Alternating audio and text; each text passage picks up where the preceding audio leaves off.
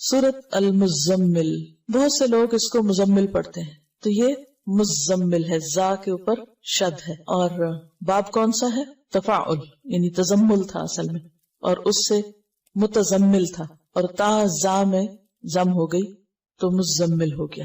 اس سورت کے 2 رکوع ہیں، اور پہلا رکوع بالاتفاق مکی ہے اور مکہ کے ابتدائی دور میں نازل ہوا۔ دوسرے کے بارے میں اختلاف رائے ہے، بعض کہتے ہیں کہ 1 سال کے بعد نازل ہوا، اور بعض کہتے ہیں کہ یہ مدینہ میں نازل ہوا۔ 20 آیات ہیں، 285 کلمات ہیں، 838 حروف ہیں۔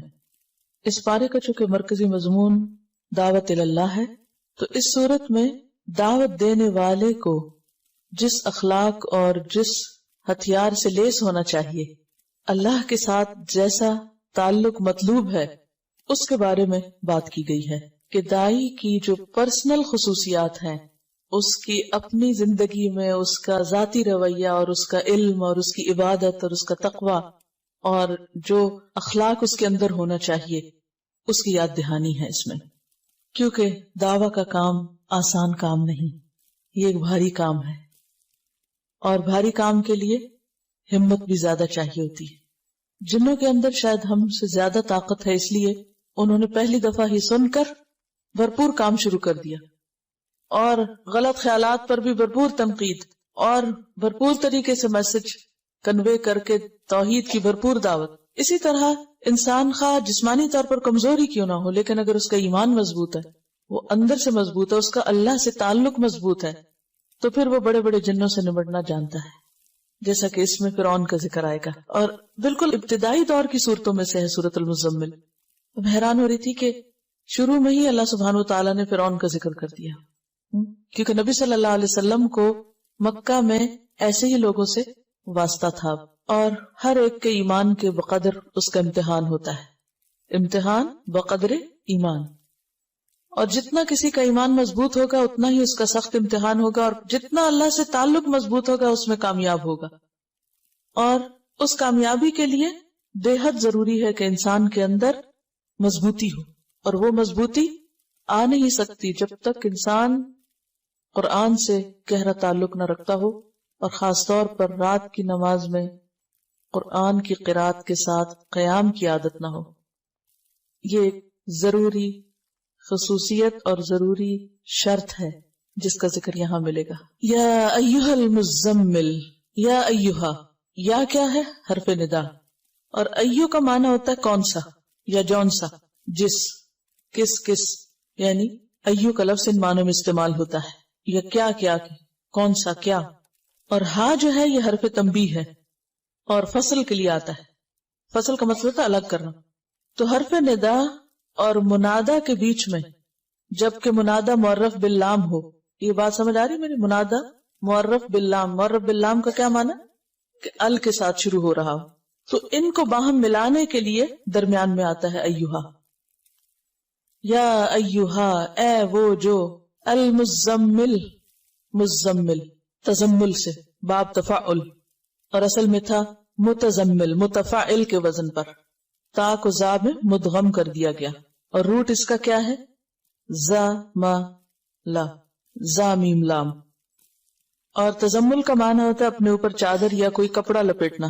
خطاب ہے نبی صلی اللہ علیہ وسلم سے، یا ایھا المزمل، اے کپڑے میں لپٹنے والے، اے چادر یا کمبل لپیٹنے والے۔ آپ کو مزمل سے کیوں خطاب کیا گیا؟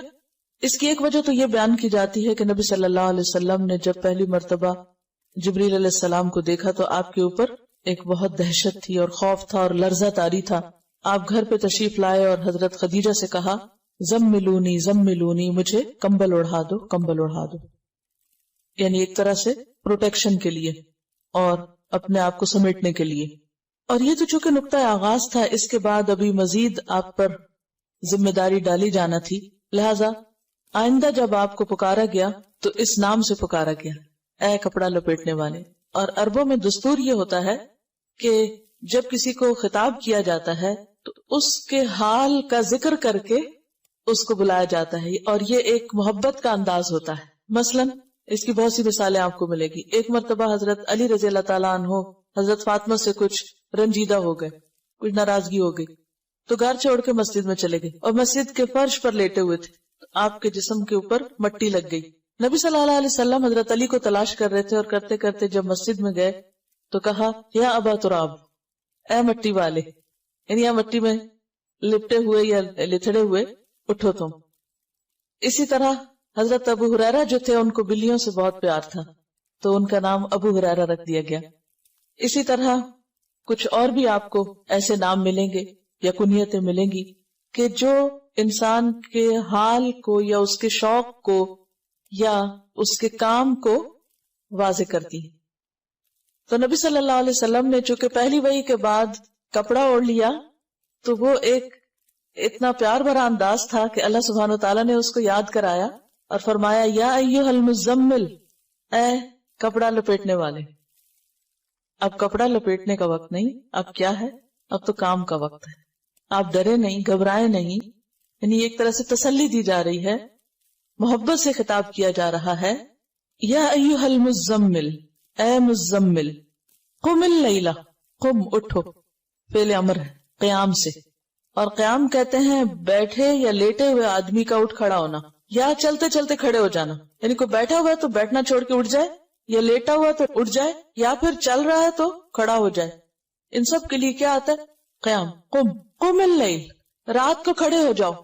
اب اس کا یہ مطلب تو نہیں کہ آپ نیند چھوڑ کے تو کھڑے رہا کرو، یہ عام کھڑا ہونا مراد نہیں ہے. یہاں قیام سے مراد نماز ہے، قیام اللیل ہے. آپ نے پیچھے پڑھا کہ بعض اوقات نماز کے لیے لفظ قرآن آتا ہے، بعض اوقات تسبیح آتی ہے، بعض اوقات سجدے کا لفظ آتا ہے، تو جز بول کے کل مراد ہوتا ہے. اور یہاں پر قم، کھڑے ہو جاؤ سے مراد ایسے آئیڈیلی کھڑا ہونا نہیں بلکہ نماز میں کھڑے ہونا ہے. تو قم اللیل کا مطلب کیا ہوگا؟ اٹھو رات کے وقت اور اٹھ کر نماز پڑھو. اور اللیل سے مراد ساری رات ہے. لیکن اگلے حرف استثناء نے، حرف استثناء کون سا؟ اللہ نے واضح کر دیا کہ نہیں، پوری رات کا مراد نہیں ہے یہاں، بلکہ قلیلاً، تھوڑا، یعنی پوری سے کم، ساری نہیں. قم اللیل الا قلیلاً، رات کو قیام کرو یعنی نماز ادا کرو مگر تھوڑا. اب کتنا تھوڑا؟ نصفہ، اس کا آدھا، یعنی نصف اللیل، آدھی رات. او انقص منہ، یا کم کر لو اس میں سے بھی. کس میں سے؟ آدھی میں سے بھی. آدھی کا پھر کم کیا ہوگا؟ تہائی ہو جائے گا، 1/3 ہو جائے گا، ٹھیک ہے. یا پھر اس کا بھی کم کریں تو چوتھائی ہو جائے گا، یعنی نصف النصف کریں تو چوتھا حصہ رہ جائے گا. یعنی ایک کا آدھا کریں، ایک کے 2 حصے کریں تو کیا ہوگا؟ نصف کریں تو آدھا کہلائے گا، اور نصف کو نصف کر دے تو چوتھائی ہو جائے گا، کوارٹر ہو جائے گا. او انقص منہ قلیلاً، تھوڑا سا. تو اس کا مطلب یہ ہے کہ بالکل آدھا نہیں کرنا بلکہ اس میں سے کچھ ہی کم کرنا ہے، یعنی تہائی رات. او زد علیہ، یا اس پر زیادہ کر لو، یعنی نصف پر. تو نصف یا آدھا جو ہے، ہاف جو ہے، وہ کیا ہے؟ سٹینڈرڈ. کبھی آدھے سے کم کر لو یا اس سے بھی تھوڑا کم، یا آدھے سے کچھ زیادہ بھی کر لو. تو ڈیپینڈ کرتا ہے کہ جیسے بھی حالات ہیں. اب اس دور میں گھڑیاں تو تھی نہیں، کوئی الارم کلاک نہیں تھے، موبائل نہیں تھے، کوئی اور